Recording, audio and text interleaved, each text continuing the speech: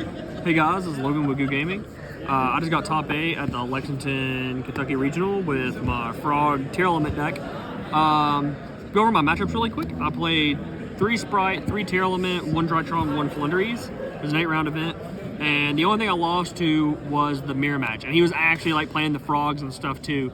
But he was playing punk cards, but that was the only thing I lost to. I think this deck's really insane. So let's go ahead and get into the deck profile, or go get into the list real quick, I guess. 3 Rhino Heart. I wouldn't cut this to 2 because you want your mills to like be as good as possible off of having this on your opponent's turn. 3 Sharon, just 3 of all the names. This is pretty standard at this point. This is really good in this deck because I play like Gigantic and Frog and like Toad and stuff, so it's like actually like way better than like just regular Tearlaments. 3 Field Spell, a Terraforming. I cut Foolish Burial. I felt like the fact that Foolish Burial wasn't a monster in your hand conflicted with the dangers. It also conflicted with Sharon, and I never really wanted that card. Never missed it. Wouldn't play it. Like, it was just not missing. Oh, Enhanced Diffusion. This is the God card. And then 2, so like this is standard now, and then Honorary is Snow. I wouldn't change any of those. Dangers, I played 3 Nessie, 3 Moth, 1 Jack, 1 Such. I cut Bigfoot.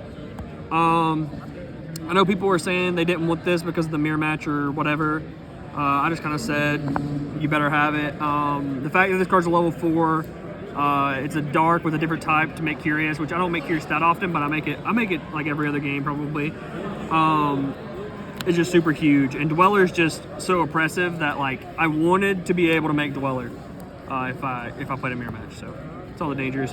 The frogs. This is what like makes this deck insane.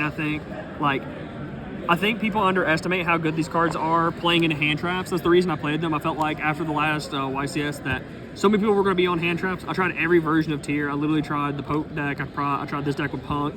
I tried the hand trap pure Tearlaments, and this deck just performed the best against like specifically Sprite because I thought it was going to be the most popular deck, or like Tier with hand traps.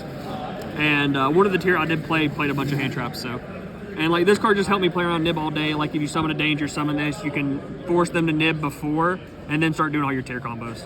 It's just crazy. And plus, like another reason why I played these over the Sprite monsters. I know I'm talking a lot about this card, but I really want to explain this. They're Aquas.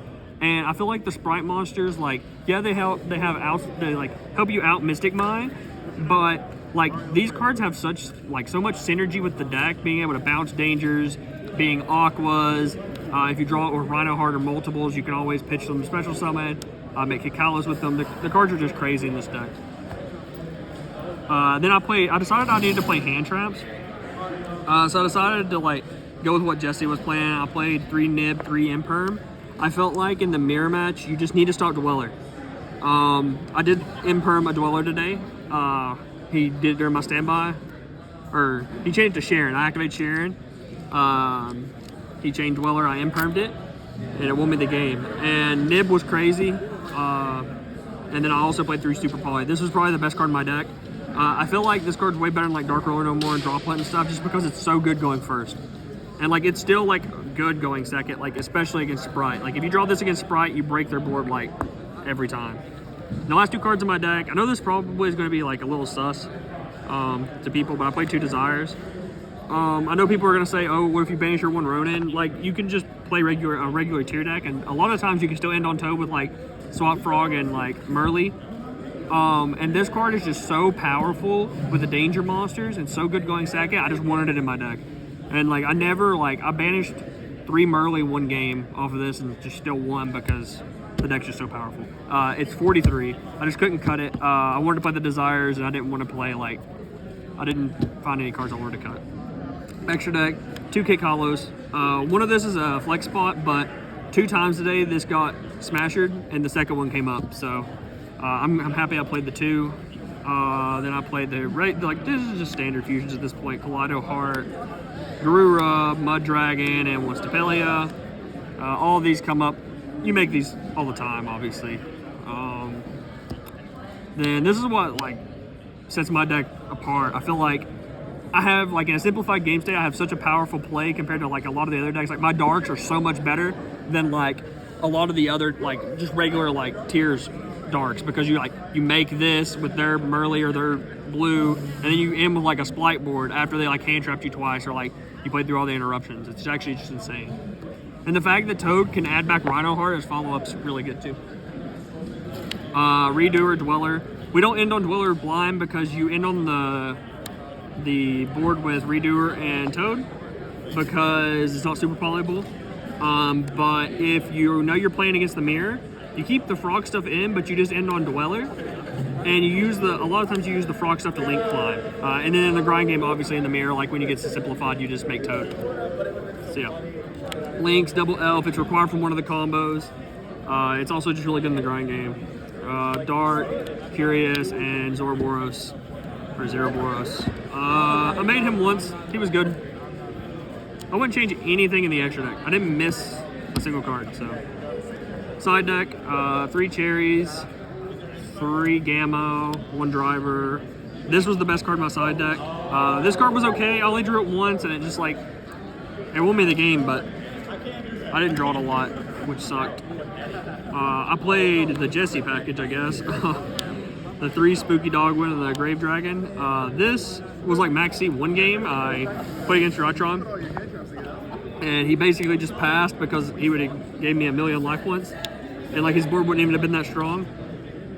But other than that, I never activated the card, and I didn't really side it in. But I just wanted an opportunity to be going second and be able to win in time if I got to the point of that. And then a Grave Dragon for the same thing. I never would use these to win in time at all. This is probably cuttable, to be honest. Maybe it's worth playing. I don't know. You can probably cut the Dogwoods. I don't think it comes up like that much to warrant like that many side deck cards or side deck slots. 3 Dynamiscus. I was playing Cosmics over this, but I decided Dynamiscus was just so good against Sprite going first, and I needed something to take out the Nibs. Because the Nib's just not great against Sprite, and there's nothing else here you want to side in, obviously. And also, like, this works the same way as Cosmic, and most of the matchups you would want Cosmic in. And then reboots the last card. So that's the deck. Make sure to like, comment, and subscribe.